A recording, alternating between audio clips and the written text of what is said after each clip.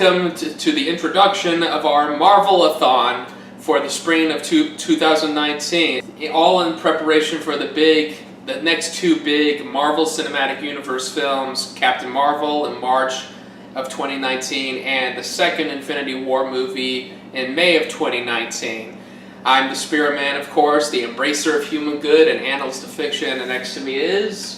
Bizarro Critic, who is getting really annoyed that YouTube keeps fucking him over. He has a bit of history, and yeah, we're going to. You'll notice us wearing the same clothes and groups of videos based on the different days that we film them together, maybe at a slightly different location. Right now, we're eating pizza to celebrate the beginning of this whole thing. I'm just cooking pizza. I just felt like, what the hell, you know. But before we get... that we know, we get it, you're good at cooking. Yes, I am. This is a Spirit Man pizza, after all. That's on your own brand? Okay, now, obviously, as you probably already assumed, we're going to start with the very first movie that started it all, Iron Man, in 2008, directed by the awesome Jon Favreau. Am I pronouncing Jon Favreau. Favreau, is that Italian? Yeah. We're always learning, aren't we? So before we get started, I wanted to give a brief history of the MCU, Marvel Cinematic Universe, and BC and I agreed here that it was important to do so that folks who are new to the Marvel Cinematic Universe or are just getting hooked onto it know the basic facts of the production history behind it. So to start out with, what we have to know firsthand is that this did not begin with Disney. Disney was not on board with it from the very beginning. In fact, it was more Paramount and Universal that was starting. It all starts in 2005. 2005 was the year when Marvel finally decided they were going to make a massive shared universe, regardless of the mixed success they were having with other films at the time. 2005 was the year after the first two Sam Raimi Spider-Man films came out, Hulk came out, the first Fantastic Four, the Blade movies, Punisher, so on and so forth.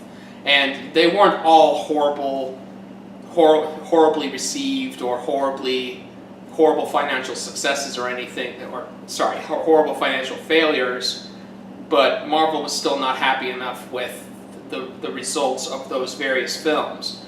So they decided to finally make a large shared universe, making a sort of big deal with Paramount and Universal, and that's how they first got the first two Iron Man films and the Incredible Hulk film up and running. And eventually, after the big success of Iron Man and the mixed success of Incredible Hulk in 2008, eventually Disney got on board in December of 2009 during production of Iron Man 2. So it was in December of 2009 that Disney has been on board and has been on board since, having more and more say and influence in what goes on in the MCU. Another interesting small fact is that this originally was going to be called the Marvel Cinema Universe, I believe by Kevin Feige himself. Kevin Feige is literally... Feige? Yeah, Feige. Whoops. Kevin Feige is a self-professed fanboy, as he likes to call himself, who got on board around the same time that the big deal was first made in 2005, long before Disney came along. Is that about right? Yeah. Though for a long time, though some people do mistaken it for Joss Whedon sometimes, since and we'll get more into this when we get to Avengers. But around the time when Joss Whedon was around, for some reason, a lot of people thought he was the guy running the shots. It wasn't really. Never really understood why. Hopefully, maybe with some more research, I can figure out why people were so obsessed with him being in charge, despite the fact that he was only in the director's seat. And in fact, when we get to Avengers 2, I'll explain that there were a lot of complications within it. But some of you guys might already know that. The movie, when Marvel Studios started up, things were very different back then, and fans were never really sure what they were going to do, especially since, and I'll get into this when we talk about Hulk, they that that because that it was a joint that it was kind of a joint thing of Paramount and Universal, people were kind of curious of this meaning that other companies who were running the superhero markets in Marvel were going to also play a part in here. If Fox, Sony, or what was that other one? Shit. It'll come back to me at some point. But pretty much, like when it came to the other Marvel films, people were kind of wondering of like what else would pop up. In fact, a lot of people were speculating that we were going to see Spider-Man in a Hulk film. I can tell you right now, I'm pretty sure we all know that's complete bullshit. And also that there were connections to certain characters that that people would hope to talk about. But again, I'll discuss later on. I think we've pretty much gone over the basic facts behind the Marvel Cinematic Universe at this point.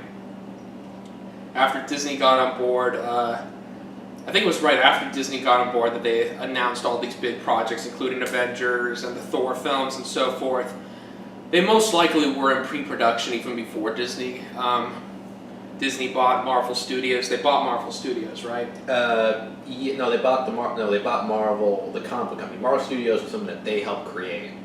And yeah, back then it was a big deal. Like I remember when it was first announced, people were going ape shit.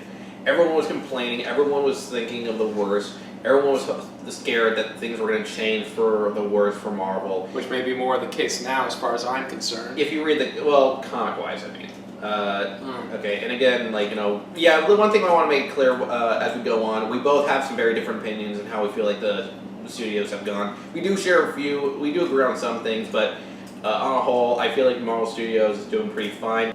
When Disney bought the rights to Marvel, they were like every comic book fan was going crazy. I remember one guy did this video called Night from Deadpool Friends, who pretty much who both kind of made fun of the fans who were freaking out, but at the same time kind of reassuring them that, look, like they just own the studio. They're doing this strictly because they want to hit more to the male demographic. They haven't really been that successful towards it since probably, I guess you could say since the 90s. Like they haven't really had a successful male demographic based project in a while. So eventually they went to Marvel, and originally that was supposed to be the case. They were just there to do that, but when the movies saw more and more success, they decided we'll play more of a part to it, and it pretty much led to what we have now. Not saying it was perfect, because there was some really ridiculous crap that does happen. For example, two of Marvel's TV shows which were going on at the time, Spectacular Spider-Man and Wolverine the X-Men, two very successful TV shows were unfortunately canceled after Wolverine the X-Men only one season, and it was Spectacular Spider-Man 2 seasons, because Marvel didn't want to pay the studio Lionsgate late because, Disney didn't want to pay Lionsgate. Is that the other studio you were Lionsgate, that's for the other studio, because, Lionsgate has done a few things. But Lionsgate, which you guys may remember from the Marvel animated movies, like stuff like Planet Hulk, the Invincible Iron Man, Doctor Strange, the three Avengers films, I forget, Next Avengers, and, so on and so forth. All those animated Marvel films at that time. Now, whether you like those films, that's another story right there, but Lionsgate used to be the go-to guy that Marvel would go to when it came to animated movies. But once Disney took over, they cut ties with those guys completely. And then it led to Spectacular Spider-Man, which he freaking likes. I do not like that show. Ultimate Spider-Man, the Ultimate Spider-Man is Spectacular. I like Spectacular, but I thought it was very good. It could have been a lot better, and especially the animation. I thought the animation was great and all. But, I won't deny the animation. Is there anything else, because we're kind of getting off? We're getting a little bit. I know we're getting a little bit off tangent, but on a whole, Marvel has had a very interesting history where we've had where this was a project that no one thought was going to happen. Studios have attempted it for years, and fans have been thinking that it's all for naught. It was kind of like Lord of the Rings. And I will admit, unlike Warner Brothers and DC, who don't know what the fuck they're doing with their characters, literally making announcements about projects that get canceled Again, months in advance. multiple times a year. Unlike them, Marvel and Disney have a plan. Sure, they change things from time to time, sometimes more often than others. More often than others at times, and some changes are bigger than others. Like when they canceled the Inhumans movie and so forth, and made it a very infamous TV movie, a TV show now. Probably the first failure that they've ever really had. They've had some movies that didn't do so great at the box office, but the movie the movie that they aired for Regal and their TV show, yeah, probably the biggest failure they've ever had. I will tell you right now, it was the worst thing I've ever seen. It was the worst thing that they have ever made, period. It was complete total shit. So, it's your Amazing Spider-Man. Yeah, it is my Amazing Spider-Man. Because I fucking hate the Amazing Spider-Man movies, but that's another story entirely. Yeah, we can discuss that when we get to Civil War and Homecoming. Yeah, just to be clear here, we are only discussing the movies, the cinematic movies themselves that have the most prominence. We are not going to discuss Agents of S.H.I.E.L.D. or Runaways or other TV shows and Netflix shows and whatever. Yeah, because that would take fucking forever. Yeah, we might briefly mention it. We might briefly mention them, but we're not going to do a full analysis on these things. And there's probably even more history on that as to how that developed and etc. But we just wanted to give the basics about how it all started. Clearly, he's more familiar with the TV shows and the extended universe and all that other stuff outside the movies. Yeah. So he's your go-to guy with that. Again, when it comes to TV shows, I might talk about them briefly, not how the shows were done, but how the shows may or may not have been affected from the movies. For example, Age of Ultron did actually play a part in Agents of S.H.I.E.L.D. in some ways. Well, actually, it was reverse. Agents of S.H.I.E.L.D. actually played a part in Age of Ultron, and how pretty much the Netflix shows, despite the fact that they don't really acknowledge any of the other Marvel films, they do have a heavy connection to it because Avengers is the starting point for a lot of things that would happen in those shows. Besides that, I'm pretty sure we're good.